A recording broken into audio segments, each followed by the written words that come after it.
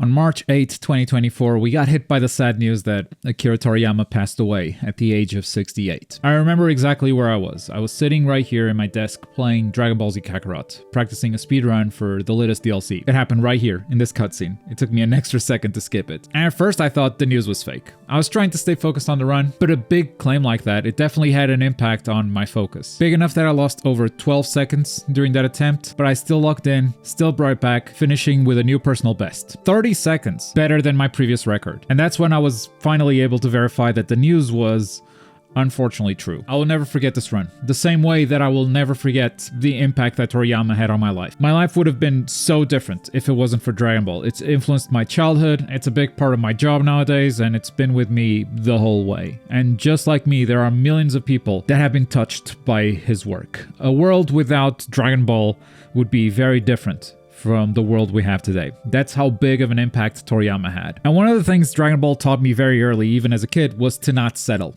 To go even further beyond, to push far past what I believed were my limits. So even though this run was 30 seconds better than my previous personal best attempt, I'm not gonna settle for this. It's time to push this run under 25 minutes. This one is for you, Toriyama-sensei.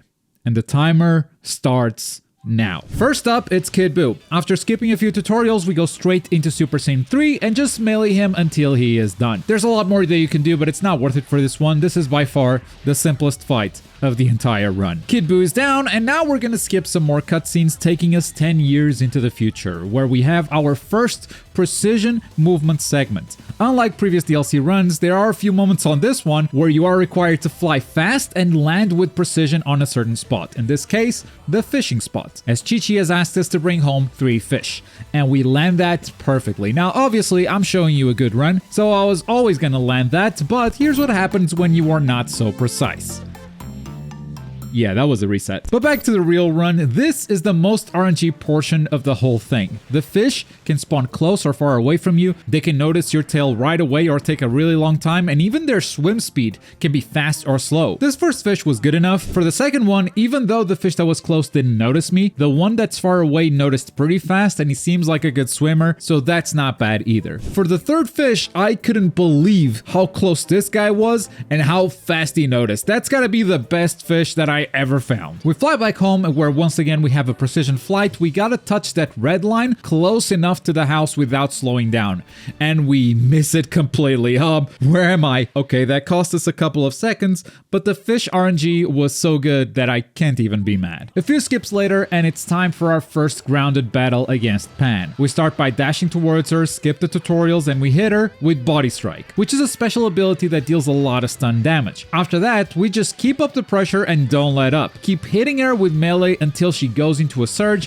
and as soon as she does, we hit her with another Body Strike, which she is going to interrupt with her energy waves. Now ideally, we would stun her before she does that, but it's not a huge time loss if we don't, because we still get the stun. That means we go into a surge and it's time to spam Kamehamehas. These are not going to be enough to finish her, so we just go back to melee at the end, and that is a pretty clean Pan fight. Next, we're gonna unlock some talents. We're only gonna go to the menu twice during this run, and this is the first time. I get Supreme Power, dealing more damage to stunned enemies, and Merciless, dealing more damage to lower level enemies, which by the way is everyone we're fighting for the rest of the run. And we get these 2 skills now because we're about to go into one of the most annoying fights of the whole run, and that's Goten. We fly straight at Goku's house from this angle. That was perfect. Skip some cutscenes and here we go. First 2 combos into Burst, basically countering his burst and staying in his face. Next, 2 more combos doing Body Strike on the second. That's gonna do some damage to his stun bar, and then we just stay on his face until he surges. We keep attacking and blocking, but don't stop attacking, and he should eventually get stunned. Now, we're gonna surge, and we need to finish him before his stun bar comes back. If it does, it's a huge time loss for us, and oh my god, look at how close that was. That's what I call a perfect Goten. We're done with combat for a while. The next fight is not for another 5 minutes. But until then, Chi-Chi wants us to check up on Master Roshi, so we'll quickly fast travel to the Kame house, talk to Roshi who unlocks side quests in this DLC, but we ain't got time for side quests, we're speedrunning. So we fast travel back to the Goku house and try to land as close to the door as possible. Yes, this is another precision movement moment, and that wasn't perfect, but I don't think it was too bad. And with that, we rest up until the next day. It is time for the World Tournament. First mission in the World tournament is to find Vegeta. Now, he's always in the same place, so it's more like talk to Vegeta as soon as possible. And that movement was pretty clean, goddamn. Skip a ton of cutscenes and tutorial messages, and it's time to take a detour. Instead of doing the main quest, we're gonna go to the restaurant to get a buff for the rest of the run. First, we gotta land next to this guy and talk to him. He gives us a meal ticket, so we can get a meal for free inside the restaurant. We're gonna run into the restaurant and ask for this meal, which buffs our melee and ki attack by 25%. This section we just did is probably the toughest movement section of the whole run. But with that, we are ready to start the World Tournament with Pan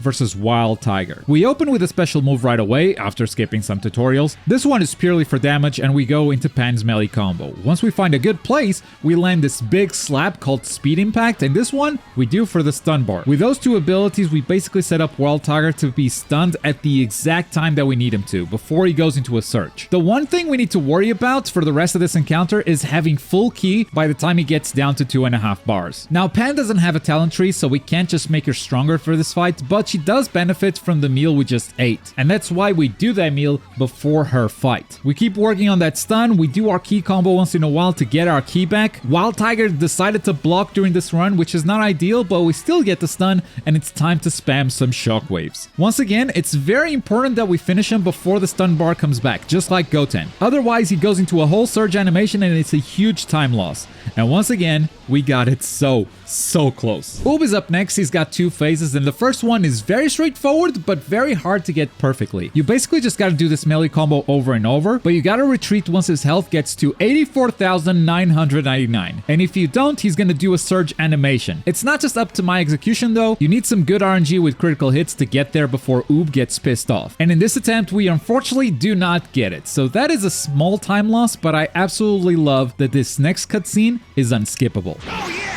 Speaking of your family, your dad's a bedwetter!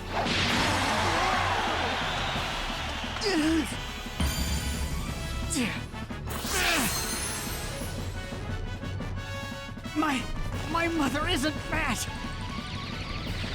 My family isn't ugly. And my dad doesn't wet the bed!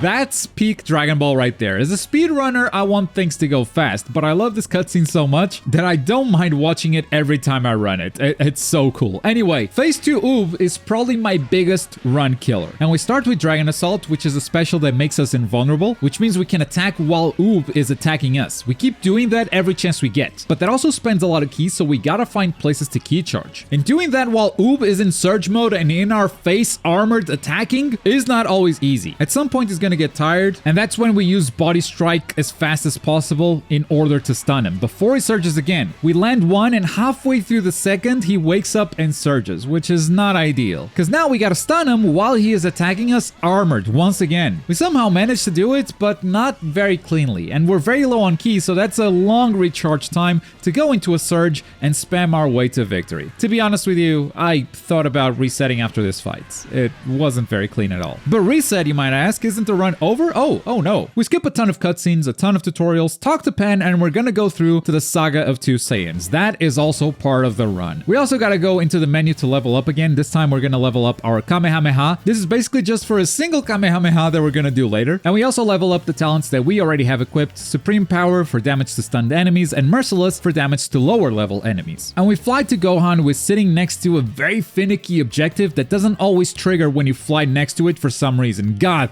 this makes me so angry. And we go into mental training where we gotta fight Frieza, Cell, and Kid Buu, all three in a row, and the strategy for all three of them is exactly the same. We just do melee attacks. If they try something, we burst and stay in their face until they are stunned. That's when we go into Super Saiyan 3 and finish the fight. Frieza usually doesn't make our job too hard, but Cell can be a bit more unpredictable. If it does this red ki charge, that is fine, we just stay in his face, but it's this burst that we gotta look out for. And some of his melee attacks are also completely armored, like this one, for example, that actually got me stuck in the arena, costing me about 2 seconds here. But we defeat Cell and move on to Kid Buu, who is in my opinion a bit easier than Cell, so he shouldn't give us too much trouble. With the boss rush out of the way, it's time for our final boss fight. The most cinematic battle that CC2 has ever done, Goku versus Vegeta. Phase 1 Vegeta is basically the same thing as the boss rush. You melee him in base form until the stun, and then Super Saiyan 3. I do like how this voice line from Vegeta lines up perfectly in this run. Show me what 100% looks like coming from you! Okay! And finally, Phase 2 Vegeta, which was the toughest fight to figure out, but I'm pretty proud of the strategy I found. We're gonna start with some melee attacks, and there are a few things he can do here. He went for a Gallic Gun, so we stay in his face and Kamehameha finish. That takes him into the Saiyan Saga cutscene. After that, we burst so we're not knocked away, and we're gonna melee him into a ki combo. Notice how my ki is restored during his surge animation. And we keep hitting him every chance we get during his surge. Make sure to block this melee rush, attack, dodge, attack once again, dodge the Gallic Gun, and punish that Gallic Gun with our own Kamehameha. This beam is the whole reason why we leveled it up earlier. That's how we can trigger the Majin cutscene faster. After Majin, we're gonna block for a while, mostly to let him recover a bit of stun gauge, and then we just stay in his face until he is down to 3 bars of health. That's when this quick time event is gonna trigger, but we're just gonna fill it. It's faster if we don't press the button. And now, yes, we can unleash a full melee combo, stunning him in the process, and we just keep going until the cutscene shows the both of us completely devoid of energy. That is Vegeta.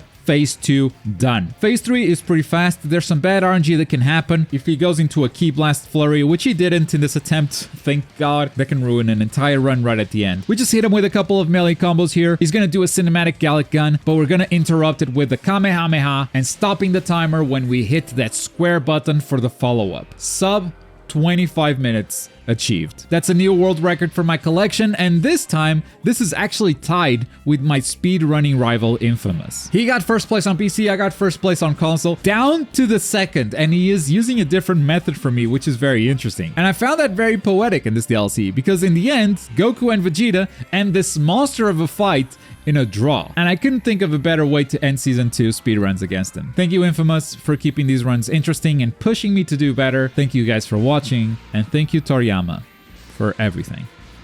Bye.